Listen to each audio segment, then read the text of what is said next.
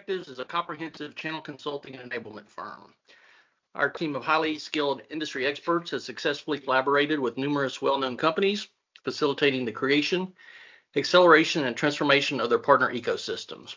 We have successfully partnered with various channel organizations, managed partners for major vendor brands, and developed comprehensive partner strategies. Partner Perspectives is part of a corporation that for the past 18 years has also owned and operated the solution provider business, which demonstrates our practical expertise in this field. Check us out at www.partner-perspectives.com. Welcome to today's episode of the TNT Podcast. Tim and Tucker, or as Tucker prefers to call it, Tucker and Tim. I am Tim Lowe, CEO of Partner Perspectives, and Tucker is my son and a very recent graduate of the University of Florida and just admitted to the MBA program at the University of South Florida. Say hello, Tucker. Hello, Tucker, and go Bulls. All right, attaboy. Tucker, as your father, as I mentioned, Tucker's a very recent graduate of the University of Florida, and as such has been actively looking at his options post-graduation. He considered full-time employment as well as continuing his education in an MBA program. Due to his advanced credits entering the undergraduate UF program, he was able to graduate in 2 years. With unused Florida prepaid and Bright Futures money, continuing his education made a lot of financial sense, but he did consider full-time employment and interviewed with several companies. He's also a fitness instructor at Orange Theory Fitness, and he recently completed 2 separate 50-mile ultra marathons and is prepping for a 100-mile run as well as an Ironman triathlon later this year. So he's a busy guy. You make me sound pretty good there. Well, that's kind of today's topic. So today's topic, as your father, I'm curious as to what you would say is the one defining characteristic of your childhood. One characteristic. I've heard you say this to other people. Yeah, I think it's been a pretty running joke. We say that I was raised in a house of consequences. And that differentiates you from most of the kids you know? Yes, yeah. I get a lot of crap for being an only child, but, all things considered, I would say I turned out pretty well. That's because, when we do things in this house, there are consequences, you get caught for things, you get punished, and that's how you should be raised. Well, good. I'm glad to hear that. One particular for today's topic is, do you feel like there were consequences if you lied? Yeah, you could say that. Well, now that you're older, let's talk about when sometimes it might be necessary or okay to lie, or at least exaggerate. Did you lie in any of your job interviews or MBA applications? Not on the record. Not on the record? Not that now that we're recording? No, I didn't lie. Okay. Well, I know you've heard this story before, but I want to tell you that when I graduated from college, it was a very difficult job market. I suspect somewhat as it is today, in that there were a lot more graduates than there were jobs available. So even though my degree was in electrical engineering, I didn't have a lot of practical experience. I hadn't done an internship or worked for a company where I could say that I had experience as an electrical engineer. So I took advantage of the Virginia Tech interview program and interviewed as much as I could. I signed up for as many interviews as I could. And one day I had 2 interviews with 2 different branches of Texas Instruments.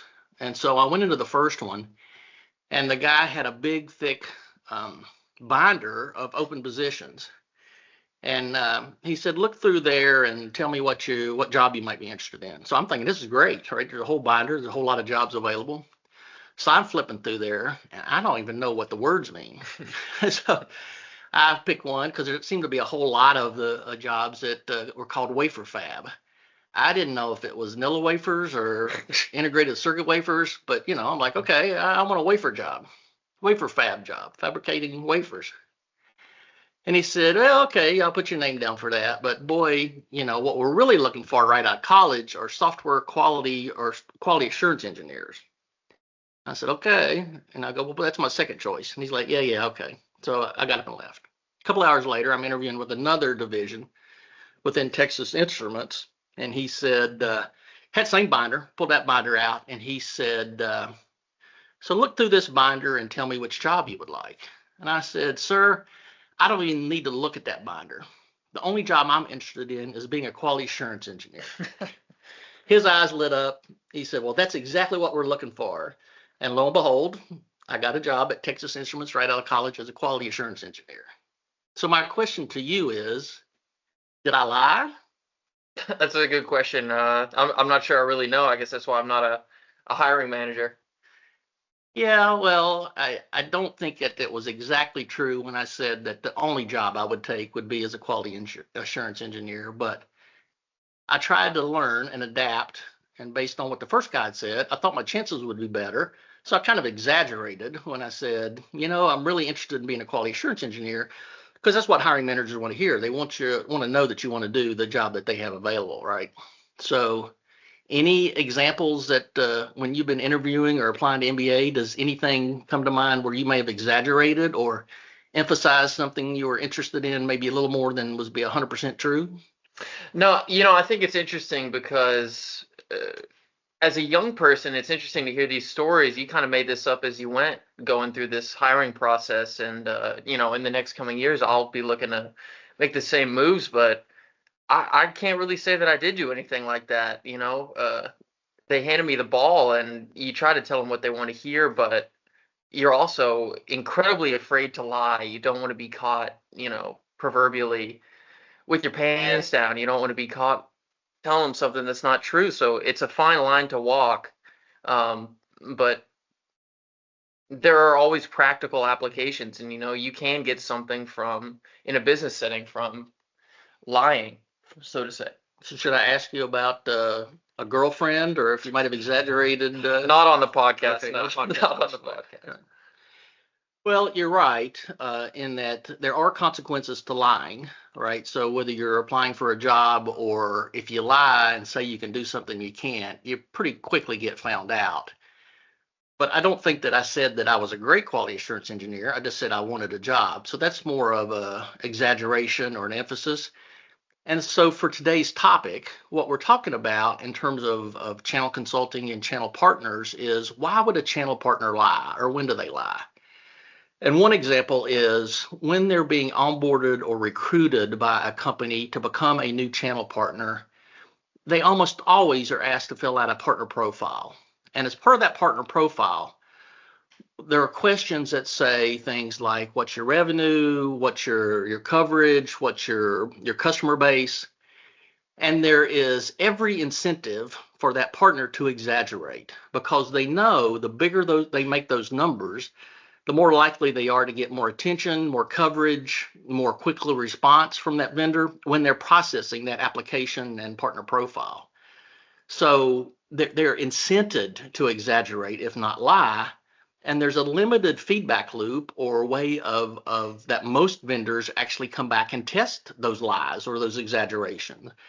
And some of the times it's not really a lie because the number one question that's asked on every application or partner profile is what's your revenue?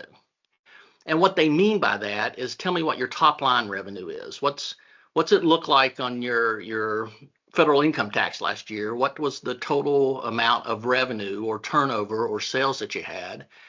Which everybody knows, right? So every partner knows what their annual sales were last year, and it's an easy number to give. But that's not really what the vendors are looking for. What they're looking for is what's your market impact? How many customers do you actually have influence over? How many of your customers can you get us in front of, or can you present our products and services to? That's what they mean by size, but they try to use revenue as a proxy. But there's obvious examples. For example, a lot of companies receive influence fees, or if not influence fees, they still receive credit for influencing software products or other products within the partner profile or partner program. But that's not captured when you're saying, tell me what your top line revenue is. So very few profiles also say, in addition to that, what's your influence revenue, or how many actual customers do you have and what's their buying power, right? So you may be in one section of a major corporation and only be selling them $1 million, but the addressable market is tens or hundreds of $1 million. And that's what the company that's signing you up wants to know, which is how big of a reach do you have? What is your access? And influence monies or agent fees. So if you get influence fees or agent fees, you capture a small percentage of the actual revenue that the vendor is going to sell to that customer. but it's not represented in the top line revenue number that you have to put on your partner profile. So as I said, they're encouraged to exaggerate because they're answering the question that should have been asked, but they're not giving a chance to be honest and say, you asked me what my top line revenue is, but what you really want to know is what's my market reach, or what's my market ability to touch the total addressable market. There's a couple of areas also that are very often exaggerated, which is number of sales reps. Again, they're incented to exaggerate and say they have more sales reps in the field than they actually do because they know they're going to get more attention. And they know just from practical experience, the bigger that number is, the more likely they're going to get attention from the vendor. Is that a lie? Yeah, if you say you got 100 sales reps and you got 10, that's just a flat out lie. But the other thing that partners have a tendency to do is what we call graveyard certification. So you may have certified engineers that are working for you, and those certifications give you, certain benefits within partner programs. Even with competitive partner programs, they'll recognize that you've got Cisco certified engineers or Microsoft certified engineers. And if those engineers leave your company and instead of going to another partner, if they go back to work for a customer, those are what we call graveyard certs or dead certs, because they know they're not going to take that certification with them back to the customer because it's no value as a partner certification to have it as a customer. That partner will almost invariably leave that as part of their profile, as part of their website, and they're dead certs, and those engineers aren't really there, but it's very difficult to verify that those salespeople or those engineers don't actually work there. So that's a challenge, right? That's the thing we're talking about today, which is that's the kind of things that you have to have a more robust profiling system and governance and verification in order to do that successfully. So that's today's topic, right? Today's topic was, is lying okay? No, lying's not okay. Why do channel partners lie? Well, because they're incented to, because you're not asking the right questions, and because most of the time they know you're not actually going to follow up and have any governance to see whether they're telling you the truth or not. If it's okay or not okay, it's still something that you need to be cognizant of. You don't want to incentivize people to. You should make it easier for them to tell you the truth than it is to incent them to exaggerate and lie. Well, that makes sense. Yeah. Well, thanks for y'all joining today's episode. We want to keep these quick. Next week, something that I know a lot of people are interested in, and Tucker's going to take the lead, and he'll be talking a lot more. I'll let you know what the 20-year-olds are thinking of. he said he didn't get to talk enough today, so next week he'll get to talk more. We're going to talk about artificial intelligence. Obviously, the kid's pretty bright. He's got real intelligence, but he's kind of interested in a lot of the artificial intelligence.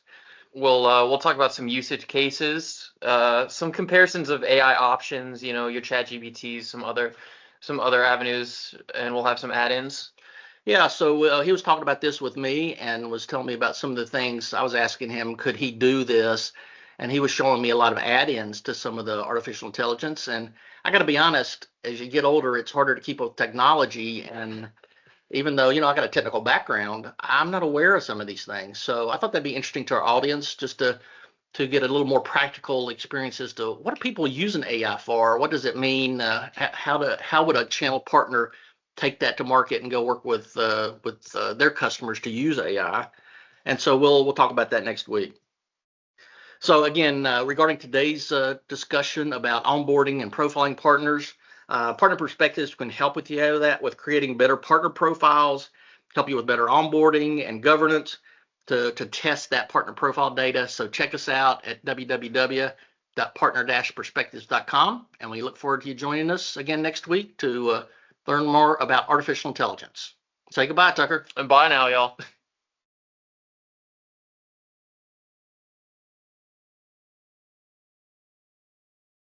How long?